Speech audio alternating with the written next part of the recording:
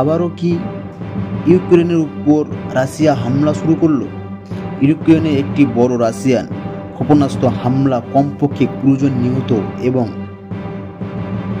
একটি শিশু হাসপাতালে আঘাত করেছে। সোমবার গতকাল ঠিক 9:06 নাগাদ এই ঘটনা ঘটে। ইউক্রেন কর্মকর্তারা বলেছেন, রাশিয়ার একটি বড় ক্ষেপণাস্ত্র হামলায় সারা দেশে কমপক্ষে 20 জন নিহত এবং 50 জনেরও বেশি আঘাত হয়েছে। সোমবার 8 জুলাই 2024 ইউক্রেন কিয়েভে রাশিয়ান ক্ষেপণাস্ত্র দ্বারা আঘাতপ্রাপ্ত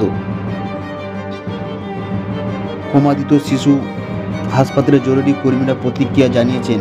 সোমবার ইউক্রেন জুড়ে একটি বড় রাশিয়ান ক্ষেপণাস্ত্র হামলায় কমপক্ষে 31 জন নিহত এবং 154 জন আঘাত হয়েছে। কর্মকর্তারা বলেছেন, একজনেরও আঘাতের কিয়েভের রাজধানীতে বড় শিশু হাসপাতালে, সেখানে কিন্তু হামলা করা হয়েছে। জরুরি কর্মীরা ক্ষতিগ্রস্তদের জন্য ধ্বংসস্তূপ সন্ধান করেছিল এবং সোমবার ইউক্রেন জুড়ে একটি বড় রাশিয়ান ক্ষেপণাস্ত্র দ্বারা হামলায় কমপক্ষে 20 জন নিহত এবং 50 জনের বেশি আহত হয়েছেন। কর্মকর্তারা বলেছেন, একটি ক্ষেপণাস্ত্র রাজধানী কিয়েভের একটি বড় শিশু হাসপাতালে আঘাত করেছেন এবং সেই ছবি দেখতে পাচ্ছেন আপনারা ধর্মবিন্দু ইউটিউব চ্যানেলে।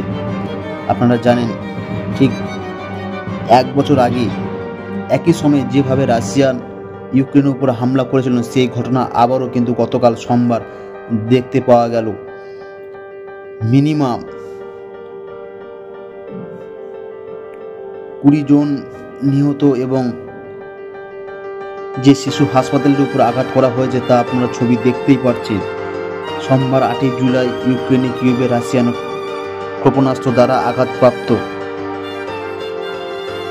প্রমাদিত শিশু হাসপাতালে জরুরি কর্মীরা প্রতিক্রিয়া জানিয়েছেন। সোমবার ইউক্রেন জুড়ে একটি বড় রাশিয়ান ক্ষেপণাস্ত্র হামলায় কমপক্ষে 31 জন নিহত এবং 154 জন আহত হয়েছেন।